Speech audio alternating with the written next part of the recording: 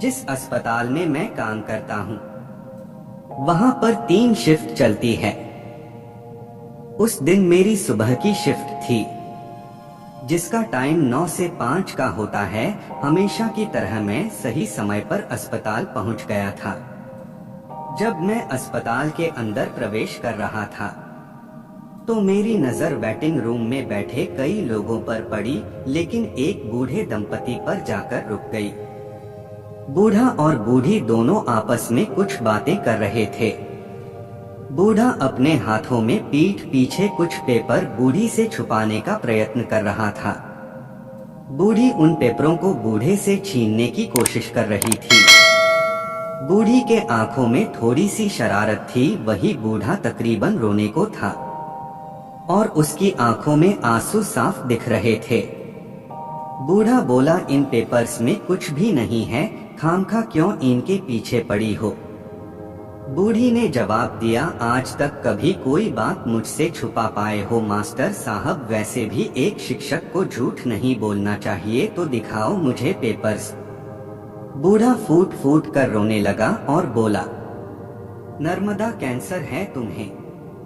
1 महीने बाद इस दुनिया में अकेला छोड़कर मुझे चली जाओगी। ये रिटायर्ड मास्टर अपनी जिंदगी भर की कमाई देकर भी तुम्हारे कैंसर की कीमत नहीं चुका पाएगा। बूढ़ा अपना सिर पीटते हुए बोला, तुम्हारे कैंसर की कीमत इस बूढ़े रिटायर्ड मास्टर की औकात से कई गुना बड़ी है नर्मदा।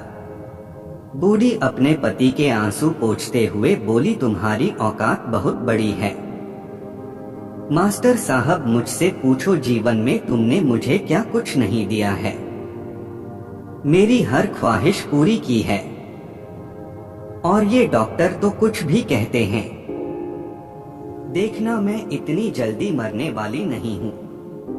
कैंसर के असह्य दुख से गुजर रही बूढ़ी अपने पति के दर्द को कम करने की कोशिश कर रही थी।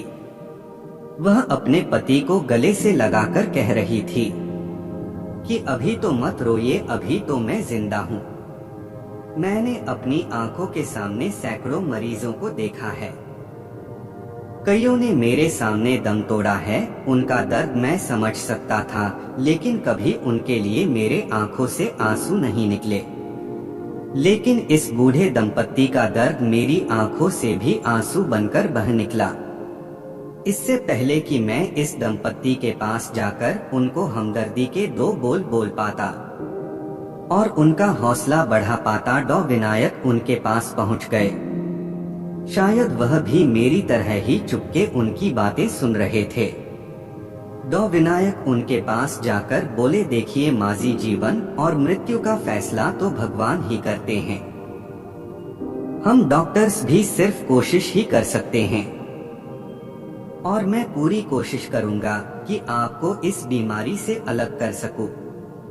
तब बूढ़े ने हिचकिचाते हुए कहा, लेकिन इसका इलाज तो। इससे पहले कि वह अपना वाक्य पूरा कर पाते, डॉ विनायक बोले, आप उसकी चिंता मत कीजिए, इसकी जिम्मेदारी में लेता हूँ। बूढ़ी ने डॉ विनायक से पूछा, लेकिन आप यह सब क्यों करेंगे। डॉक्टर ने कहा, मैं तकरीबन 12 साल का था जब मेरी माँ इसी बीमारी का शिकार हो गई थी और मैं तब बेबस और मजबूर था। उन्हें बचाने के लिए मैं कुछ ना कर सका। तभी मैंने ठान लिया था कि मैं डॉक्टर बनूंगा और इस बीमारी से हमेशा लड़ता रहूंगा। अगर मैं आपको इस बीमारी से निजात दिला सका तो मैं समझूंगा कि मेरी माँ आपके रूप में कुछ और साल इस धरती पर जिंदा रह पाई। मुझे नहीं पता डॉ विनायक उस बूढ़ी के कैंसर को इलाज करके हरा पाए या नहीं, लेकिन उस दिन मैंने दोनों बूढ़े दंपत्ति की आंखों में देखा था। डॉ विनायक ने उनकी आंखों में पहले दिख रही निराशा को जरूर हरा दिया था और उसमें एक आशा की किरण जगा दी थी।